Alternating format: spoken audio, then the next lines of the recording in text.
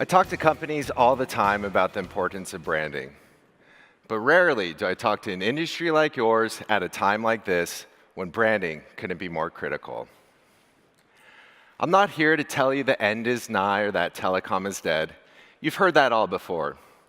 What I'm here to tell you is that all the doom and gloom you've been hearing about the channel should actually be seen as an opportunity. Fundamental industry shifts like the one you're experiencing are harbingers of opportunity. And one of the best ways to take advantage of that opportunity is with the power of branding. Today, we'll look at three fundamental elements of branding. We'll start by defining the basic concept of a brand. Next, we'll look at how branding has the power to influence customer behavior. And finally, we'll go over some of branding's benefits and the impact it has on your bottom line. I'm on a mission today to empower you with a better understanding of branding, to show you how to radically differentiate your brand, attract top talent, and command premium prices. Most importantly, I want you to take advantage of this monumental opportunity that's standing right in front of you. Sound good? Cool, let's get started. So, what is a brand? Brand is one of those words that is widely used but often misunderstood. Think about it. How would you define a brand? Some of you are probably thinking a brand is a company's name, like Verizon. Others of you may be thinking a brand is a company's logo, like AT&T's. But the truth is, neither of these things are the definition of a brand. And that's because brands aren't something you could point to, like a name or a logo. Brands live in the mind. They live in the minds of your customers, your employees, your investors, and everyone else they come into contact with. Simply put, brands are perceptions, and perception is a powerful thing.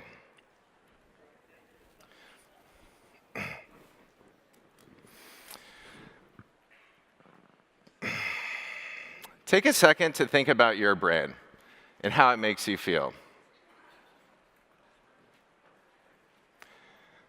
Does it make you proud? Does it make you confident?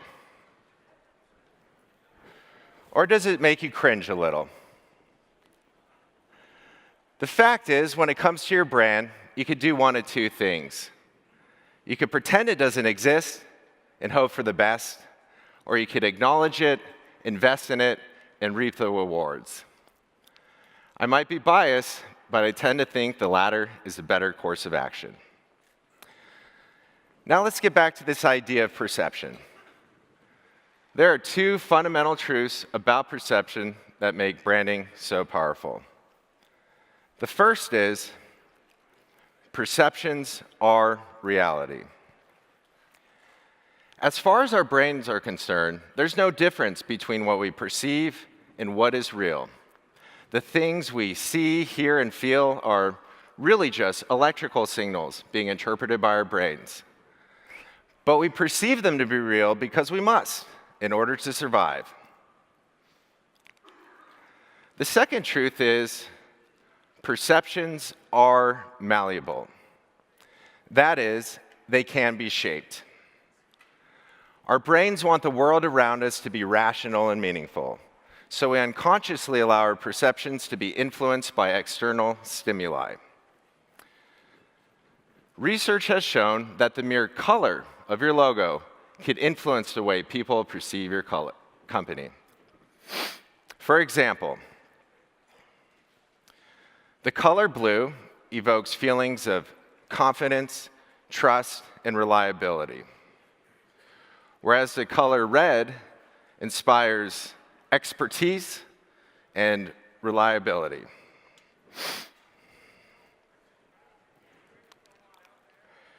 Branding, then, is the practice of shaping perceptions. And by shaping those perceptions, branding has the power to shape reality. The foundation of that reality is what's called the brand framework. The brand framework is a product of in-depth research and strategy and includes the fundamental elements of your brand. A comprehensive framework has 7 layers. At the center is your brand compass, which comprises core messaging components such as your purpose, vision, mission, and values. The next layer is your brand's positioning, which includes differentiating statements like your value propositions, competitive advantage, and brand promise. The third layer is your brand personality, which is a set of human characteristics expressed by your brand. It's defined by adjectives like intelligent, trustworthy, or even fun. Then comes your brand's name, which should relate to your audience on a deep and personal level. Naming extends from your company name to your products and services as well. After that comes your brand's visual identity, which is its face to the world. It includes your logo, color palette, fonts, photography, and so much more. Story, on the other hand, is the verbal language of your brand. It's expressed in the voice and messaging that bring your brand narrative to life. As you can see, there's a lot to consider when developing your brand. It's critical to define these elements before you spend the money and time creating the final layer of the brand framework, which is touchpoints. Touchpoints are the outward-facing facets of your brand that engage with the world. Your business cards, website, collateral, signage, the list goes on. They represent an opportunity for your audience to experience your brand and hence an opportunity for you to shape their perceptions. Which brings us to another truth about perception. Perceptions dictate behavior. Research in social psychology has shown that while we may think we're in total control of our actions, our behavior is often influenced by stimuli we're completely unaware of. I'd like you to think about a time when you decided not to purchase a product or service. What brands come to mind? And please share a few examples.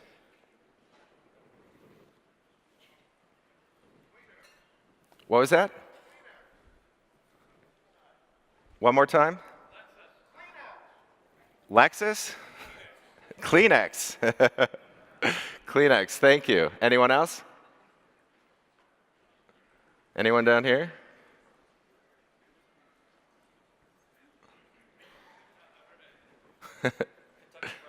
Kentucky Fried Chicken. How about one more? Thank you. Taco Bell. A lot of food brands coming up today. Great. Well, these are examples of how brands could negatively influence purchasing behavior.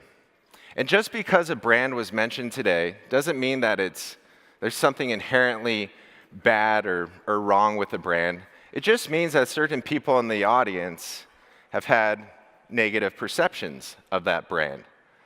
So whether because of negative press, a poor customer experience, or just a lousy website, we tend to avoid wasting our money on brands that we perceive to be dodgy or inferior. Of course, the opposite is true for companies with strong brands. Now I'd like you to think about a time when you paid a premium for a product or service. What brands come to mind? Best Buy, thank you. Tesla, thank you. Rolex, thank you. GE, thank you.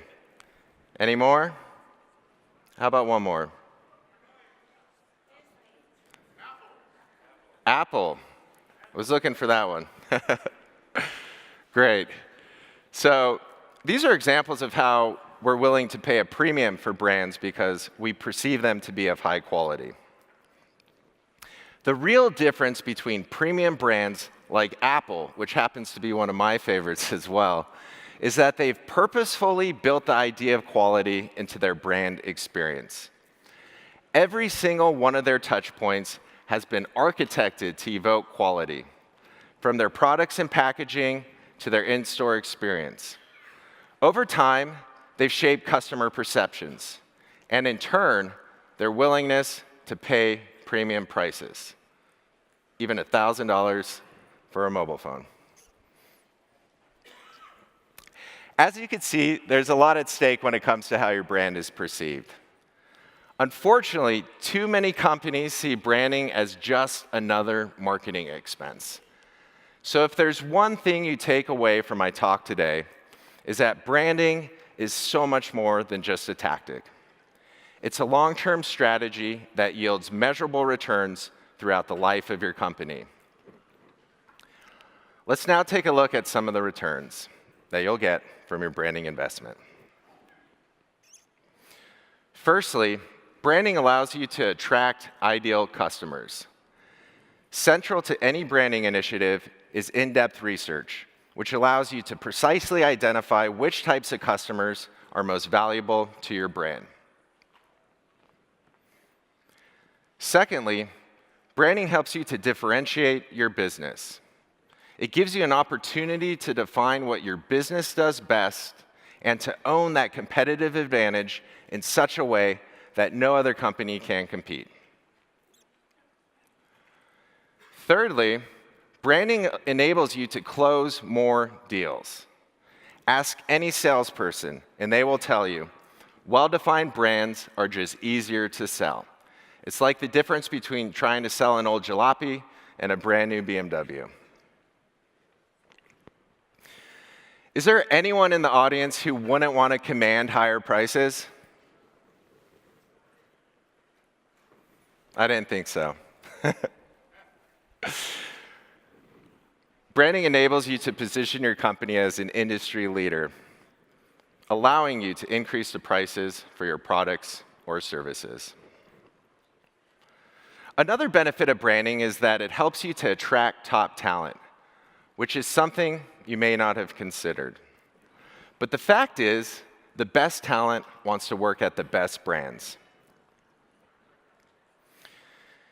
And finally, branding gives you the power to boost business value. The long-term benefit of branding is that your business itself becomes a more valuable asset when it's time to sell. As you can see, each of these benefits has a measurable impact on your bottom line. Add them all up, and the investment in branding can have truly exponential returns. In summary, you don't need me to tell you that the channel is experiencing a tectonic shift. Branding allows you to see this shift not as an omen, but as an opportunity. It enables you to reposition your company and influence customer behavior, resulting in a measurable impact to your bottom line. At the end of the day, branding gives you the power to shape the way the world perceives your company. And what could be a smarter investment than that? Thank you.